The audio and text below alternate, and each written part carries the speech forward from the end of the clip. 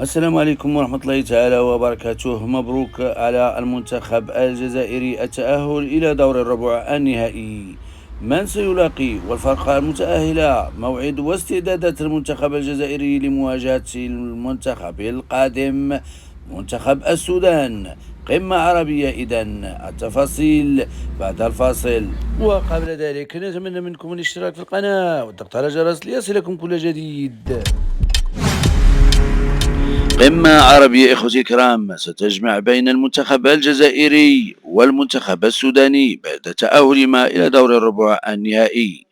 المنتخب الجزائري تأهل كوصيف للمجموعة الثالثة برصيد 6 نقاط خلف المنتخب الأوغندي صاحب الصدارة ب7 نقاط. وقد حقق منتخب الجزائر تأهله بصعوبة إلى ربع النهائي بعد تعادله السلبي مثله مع منتخب النيجر في الجولة الثالثة من دور المجموعات.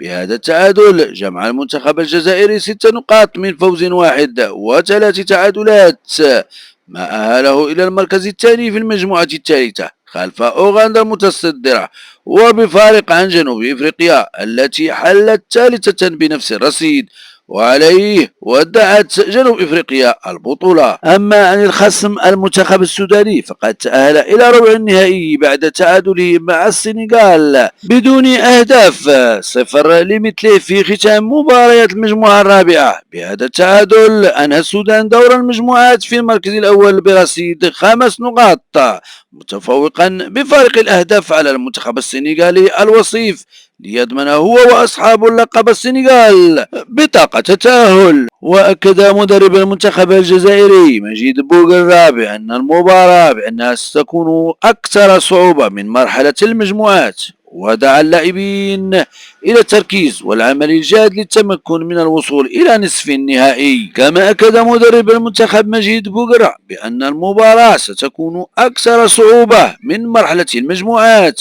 ودعا اللاعبين إلى التركيز والعمل الجاد للتمكن من الوصول إلى نصف النهائي. كما أكد بأن غياب أكرم بوراس لاعب الوسط الذي تم استبعاده بسبب الإصابة وهو لم يشارك في أي مباراة خلال البطولة حتى الآن لن يؤثر على مسار النجاح. كما أكد مدرب المنتخب السوداني بأنه درس خطة لعب المنتخب الجزائري وأنه حتما سيفوز عليها. قمة عربية إذن تجمع بين المنتخب الجزائري والمنتخب السوداني يوم السبت القادم على الساعة 6 بتوقيت الجزائر. الملعب سيكون في أمان زنجبار، والإذاعة الناقلة ستكون قناة بين سبور 6 حصريا. إخوتي الكرام، من سيفوز بهذه المقابلة، منتخب السودان أم المنتخب الجزائري؟ المرجو ترك رأيكم في التعليقات والاشتراك في القناة والضغط على الجرس ليصلكم كل جديد.